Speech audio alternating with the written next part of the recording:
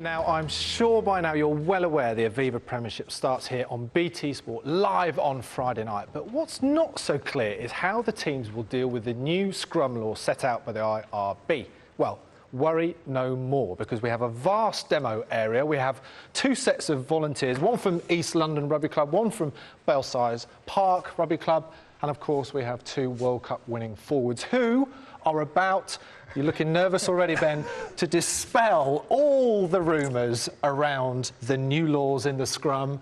Hospital pass to you. You've done that before.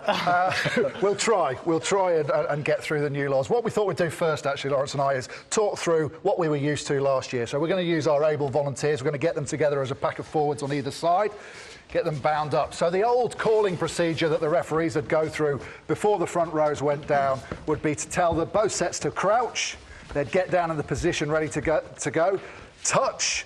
They'd touch their opponent on the opposite shoulder. And then when he was happy it was all set, he would call set, and they'd go in. OK, we're going to keep them down there because we're going to talk, Lawrence, about the problems that we faced and why we had so many resets and collapses. Yeah, definitely. I mean, the IRB have made something in the region of about 5 different changes in the last 12 years. And the reason for that is that clearly the power and the speed and the power coming on at engagement has just been getting bigger and bigger. And that's obviously health and safety issues. Ever since the late 90s, props have been getting bigger and bigger, and it's all about the hit.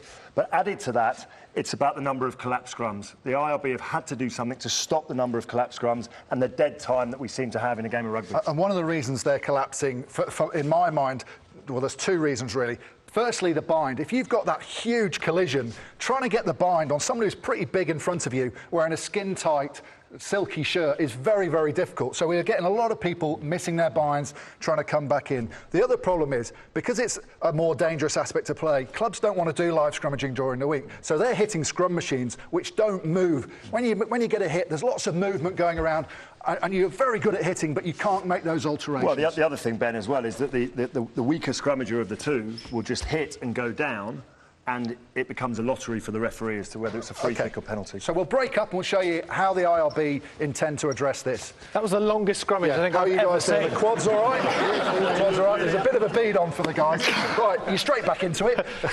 OK, so the new procedure that the referees are going to use is to crouch, but this time they're a little bit closer together because the next call is bind. They can't just reach for that far shoulder. Now they've actually got to get their bind before they go in. Obviously, what we're trying to stop there is the people missing their bind.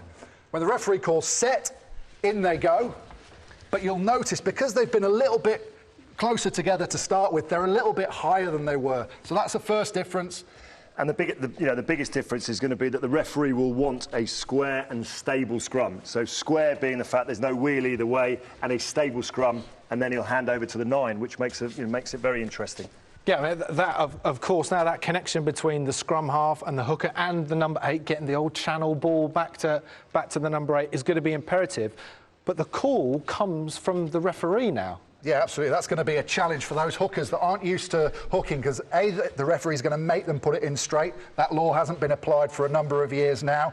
But also, as he lifts his foot, actually the oppositions are going to know about it, because the referee's going to be stood behind saying, put it in 9.